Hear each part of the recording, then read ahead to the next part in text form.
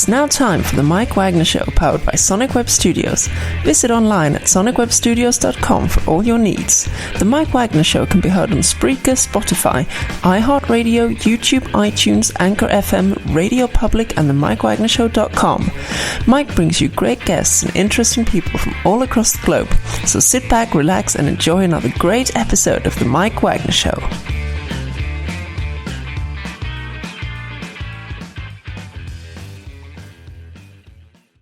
Hey everybody, it's Mike from the Mike Wagner Show, powered by Sonic Web Studios. Visit online at sonicwebstudios.com for all you need. Looking at a professional website without breaking your budget? Sonic Web Studios is the answer. Sonic Web Studios offers fast, affordable custom web designs that blow the competition away.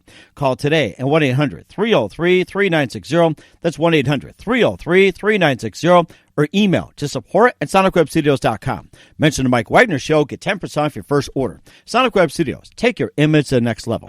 Also, the Mike Wagner Show can be heard on the MikeWagnerShow.com. You can check our Facebook page at Facebook.com/The Mike Wagner Show.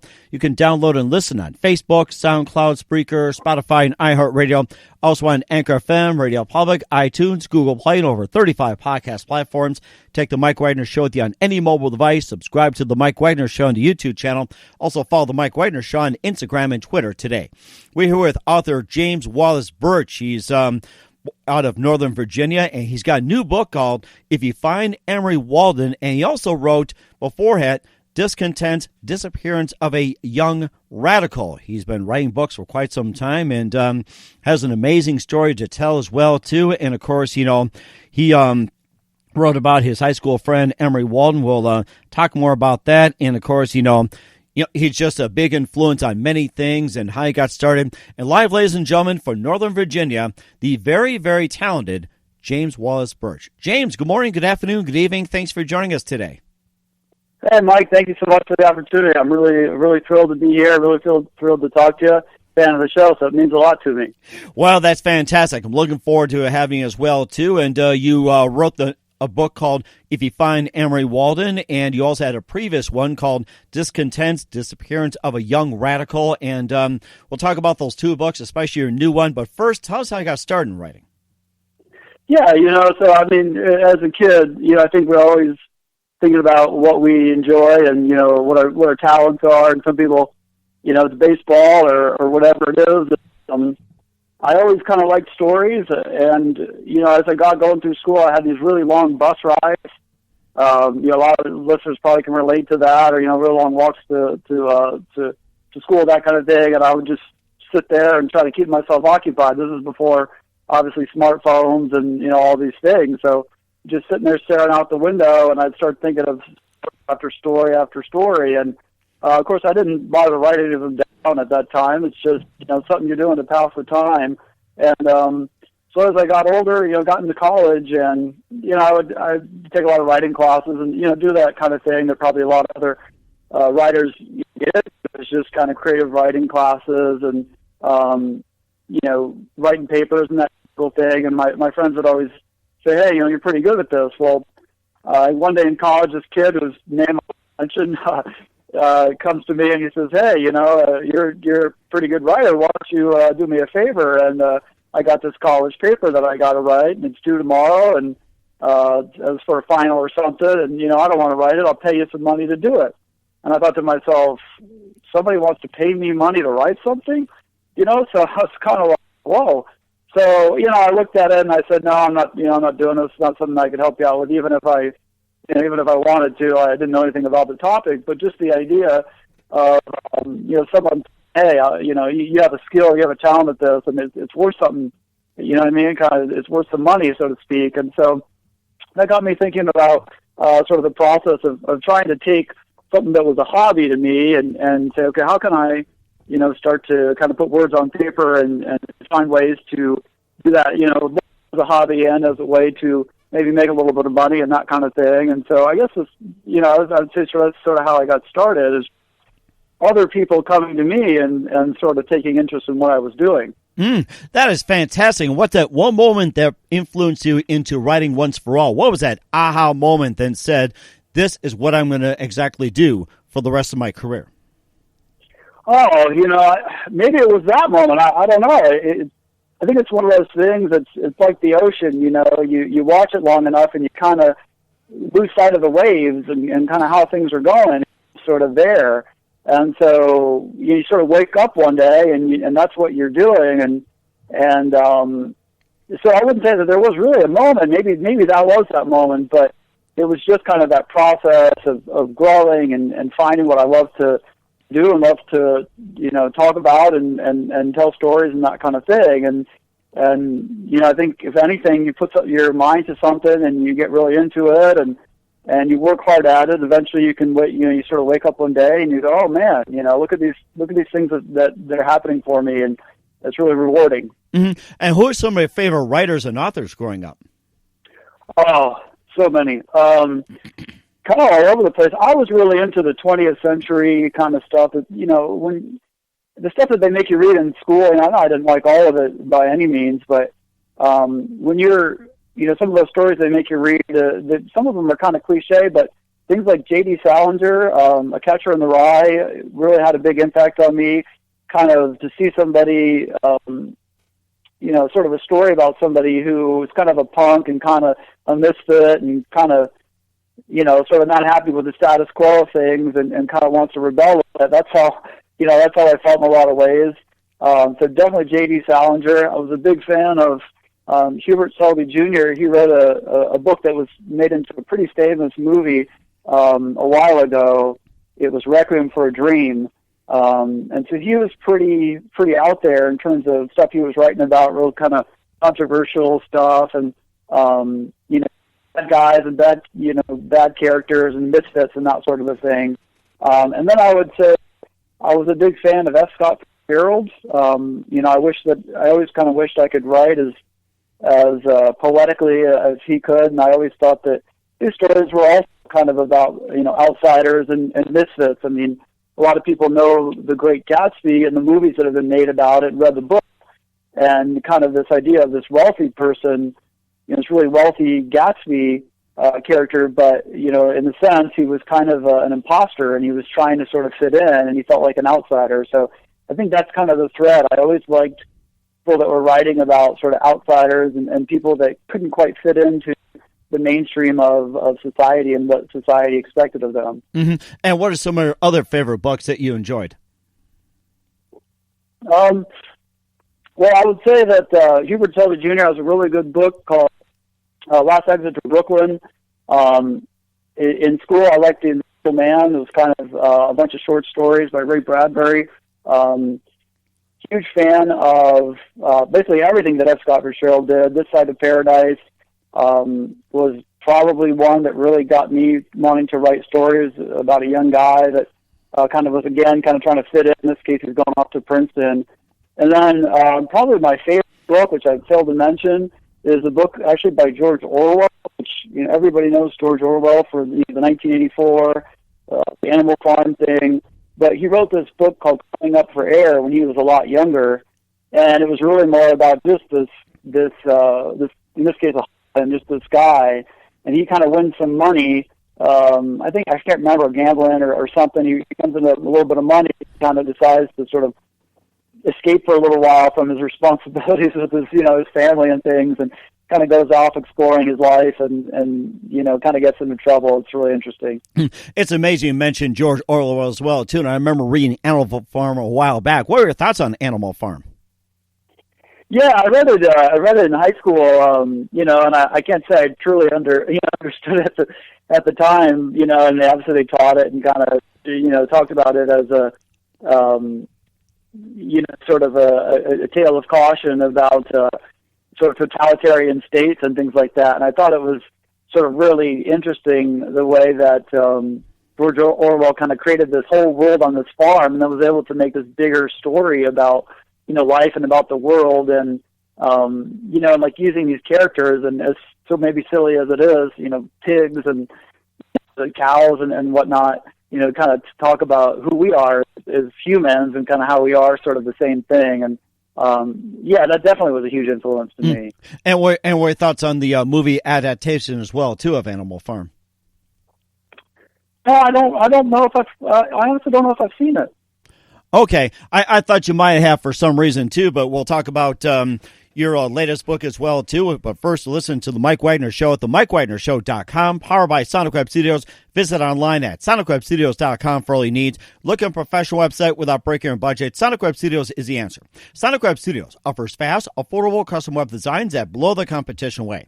Call today at 1-800-303-3960. That's 1-800-303-3960. Or email to support@sonicwebstudios.com. Mention the Mike Wagner Show. Get 10% off your first order. Sonic Web Studios. Take your image to the next level. Also, the Mike Wagner Show can be heard on the MikeWagnerShow.com. You can check our Facebook page at facebook.com/the Mike Wagner Show. You can download and listen on Facebook, SoundCloud, Spreaker, Spotify, and iHeartRadio. Also on Anchor FM, Radio Public, iTunes, Google Play, Apple, and over 35 podcast platforms. Check the Mike Wagner Show with you on any mobile device. Subscribe to the Mike Wagner Show on the YouTube channel. Also follow the Mike Wagner Show on Instagram and Twitter today. We're here with author James Wallace Birch of If You Find Emory, Walden. That's courtesy of Beacon Publishing here on the Mike Wagner Show. And you also had a book called Discontent, Disappearance of a Young Radical. And let's talk about your new book, If You Find Emory, Walden, and tell us more about the book. Yeah, sure. So this is a psychological mystery. So it's about a young guy. He's kind of getting towards middle life and kind of looking back on his life, and he's sort of wondering how he got to where he is. So he kind of wakes up one day, and one of his he's a teacher, and one of his former classmates shows up with this book, and she says, "Oh, there's something in here for you." Long story short, he realizes that this book is a clue that sets him off on a search, a hunt for his missing friend. So the idea is he and this young student kind of go out on the road, and they're living in their van, and they're kind of searching for this missing clue that they think is going to lead them to this friend. But on top of that, there's also a promise of $3 million that the friend has left behind. So when the friend disappeared, he had kind of written out his story of what had happened to him, and he left this money. And he had gone to the main character of the story and sort of asked him to publish, his story, and said, "Here's all this money." But sort of the catch is that the main character never actually went and found the money. So now years later, when the clue shows up about the friend who's missing, it's kind of a hunt to try to find that money and then also try to find the friend. And so it's really sort of this adventure through the United States, mostly on the East Coast, but then, kind of going out west as well, to try to hunt down this missing person. Mm-hmm. And of course, the big question is, why is he reaching out to trying to find Emory? Exactly. And so that's sort of at the center of the mystery. And so it becomes this kind of question of his diving into his past. So he's looking back at his life in this lens of sort of what are the choices that I've made, and how much have I had control over my life, and how much have I sort of just let people like, Emory in this case, come into me.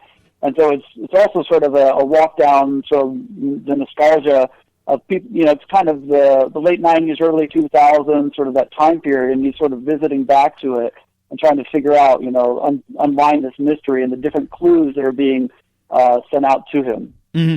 And of course, his obsession with Emory's disappearance destroyed his personal life, and how in a few ways destroyed his personal life? So that's a really great question. So he publishes this memoir, and so this is where it gets really kind of fascinating. So you mentioned the first book, which is the Discontents book. Now, that book is the memoir that he published. So it might kind of seem a little confusing. So the idea is, in this novel, he's actually making sort of a reference back to this first book. Now, people don't need to read the first book to get this novel. It completely stands by itself, but it's kind of a story within a story. So it kind of creates this whole larger world. So the question, how does it destroy his life, is as the story goes along, we see that by publishing that book, he kind of put his whole relationship with these married and business relationships sort of on the line to kind of stand up for his friend and try to advocate for his missing friend and sort of be his ally, because his friend has sort of become this bad person in the view of the public. So his life is unwinding through sort of the entire book. So I don't want to give too much away to the readers, but you kind of see his life start to kind of come apart, and then at the same time you kind of see him trying to put together in his mind what has happened. So it's the kind of story where you can't always trust what you're reading. You can't always, without giving too much away, you kind of can't always trust where the story is going and sort of how his memory is playing out. Mm-hmm. And of course, the big question is, who is Emory Walden? So Emory Walden is the character from the first book. So both of the books are written from the point of view of different characters. And so Emory Walden is the main character from the Discontents novel. Again, people don't need to read the first one to read the new one at all. But he's a character from the first one. So he's a young, kind of self-assured, really sort of idealistic guy. He's overly confident. He's narrow in the way he sees the world.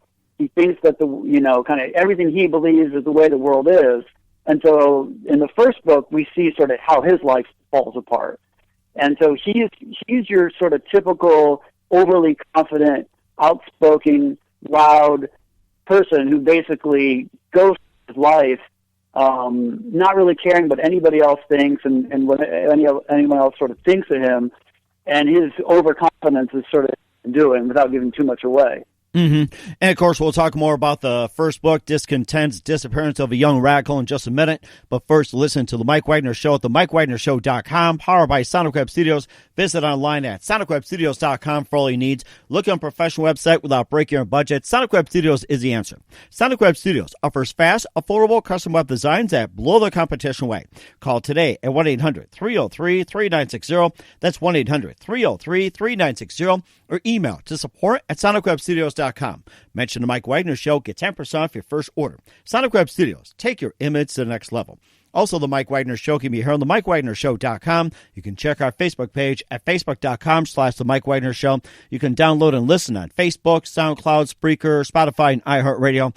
Also on Anchor FM, Radio Public, iTunes, Google Play, Apple, and over 35 podcast platforms. Take the Mike Wagner Show with you on any mobile device. Subscribe to the Mike Wagner Show on the YouTube channel. Also follow the Mike Wagner Show on Instagram and Twitter today. We're here with author James Wallace Birch from Beacon Publishing. Talked about his new book, If You Find Emory Walden. And going back to his first one, Discontent, Disappearance of a Young Radical, talks about the disappearance of James' old high school friend, Emory Walden. And, of course, a little bit more about Emory Walden, political agitator, notorious graffiti artist, became a counterculture icon, and haunted by the U.S. government. And you can maybe go a little more detail. And you say Emory Walden is like the main character or one of the main characters, and who is actually the main character? Okay, so in the brand new book, Emory Walden, the main character is a fictional version of me. So it's a sort of a fictional version that goes out looking for his lost friend, which, as you mentioned, Emory Walden, kind of this graffiti artist, this political agitator, this really confident guy. Because in the first book, it's sort of set up in a way that me, as the author, I kind of wrote it as though I didn't write the book. I wrote it as though Emory Walden was telling his story, so it's written from his point of view. But a fictional version of me, of James, is in the first book, kind of saying, hey, I published this book for my missing friend. So that's why it's called The Disappearance of a Young Radical, because this is his former friend, and he is publishing his memoir, sort of fictional memoir that, sort of, it's his story. So the main character in the new book is a fictional James. He's kind of a midlife point of his life. It's midlife. His marriage is falling apart. His life is kind of falling apart. His career is falling apart. He's drinking too much. He's kind of at a point where he's sort of lost the purpose of kind of what he should be doing, and then this mystery falls into his lap, and he kind of finds his purpose through that. So while the character in the first book is really self-confident, as you mentioned, he's this kind of political guy. He's overly, he's kind of like radical. He's doing the graffiti. He's getting into trouble. the character in the new book is the opposite of that. He's kind of defeated. He's down. He's more quiet, more introverted, more passive. And so he's swept up into this whole thing. And it's kind of this whole river that's going forward, and he's getting pulled into it. And then you reveal out kind of what his experience is and whether or not you should really trust the story that he's telling. Mm-hmm. And, of course, talking about trusting stories and everything else, you also have Melanie in your new book, If You Find Emory Walden. And tell us a little bit about Melanie, and then how does she join in on the journey? Okay, yeah. So Melanie is a former student of James. So James is a college professor, so kind of teaches college classes on the side. And she is this really smart young woman that was a student of his. And so she's sort of obsessed with the disappearance of Emory Walden. And she kind of shows up at his door because she gets a package in the mail. And the package in the mail is the clue that sets them both out on this adventure. So the package in the mail is this clue that went to her address, and she's wondering, why did this show up at my apartment? And they happen to live in the same building as James, and she happens to live in the same building as James, so she comes up and says, sort of, I got your mail by accident. He opens the mail and finds the clue, and then the circumstances happens that leads them both on this adventure. And so you're kind of left wondering, what is her role in all of this? How did she get caught up in this? Why did this package show up at her house and not James's house? And also, why does she care so much to find this missing person who she's never met, who she's only, sort of learned about and heard about? Or how much interest does she have in this missing money? Because she knows that there's also money that's missing. And so they kind of going along together set out on this adventure, but they don't necessarily trust each other. Mm-hmm. And, of course, you also find the book as well, too, If You Find Emory Walden and Discontent's Disappearance of a Young Radical. Where can we find your books? Yeah, so If You Find Emory Walden is available just about anywhere you buy books. So BarnesandNoble.com, Amazon.com, Power Books, IndieBound, available in paperback. It's available on Kindle on the Amazon store. It's available on Kindle Unlimited, so people who have Kindle Unlimited can download it for free as part of their Kindle Unlimited subscription. The copy of Discontent is only available through Amazon. It's available in paperback. It's also available on Kindle and Kindle Unlimited. That's fantastic. And once again, James Wallace Birch, author of If You Find Emory Walden, also Discontent's Disappearance of a Young Radical, published by Beacon Books here on the Mike Wagner Show. Just a few minutes here, James. I'd love to have you back on. You've been fantastic. Look forward to having you again soon. What are your upcoming plans for 2020 and beyond? What can we expect from you? Oh, man, I don't know how you've been handling this pandemic thing, but it's really been something else, right? So it's really kind of put me at a point where you have to kind of think, what is 2020 going to look like? Are we going to be living in our homes in quarantine for the rest of the year? Or are we going to be, hopefully things going to be opening up? So I feel like a lot of people, I'm kind of in reactionary mode to kind of see how things go. So I got a couple of ideas and projects in the work. I really want to write a book that kind of goes back into life, sort of growing up in the time that I grew up in Northern Virginia, sort of in the 90s and early 2000s, and kind of more of a coming of age story, more of kind of looking at some of the times that happened there. If any of your listeners are located in the Northern Virginia, D.C. area, it's a really crazy and interesting place to live. A lot of people come to Northern Virginia to try to live out their dream or try to get their power, try to get their sense of of significance or that kind of thing.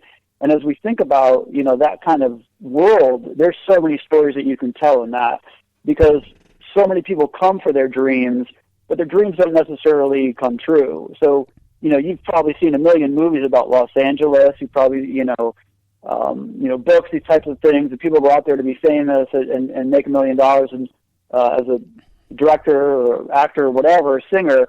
There's not a lot of stories that tell that same storyline of Washington, D.C., but it's the same kind of environment.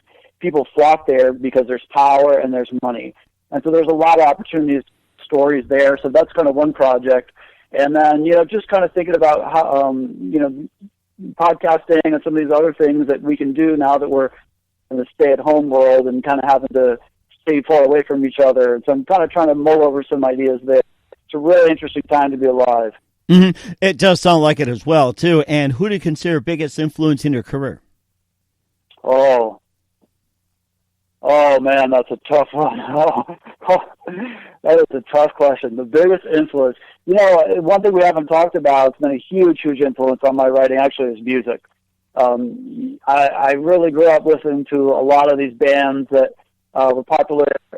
Jimmy Eat World, Saves the Day, The Starting Line, the Get Up Kids, so many of these types of bands.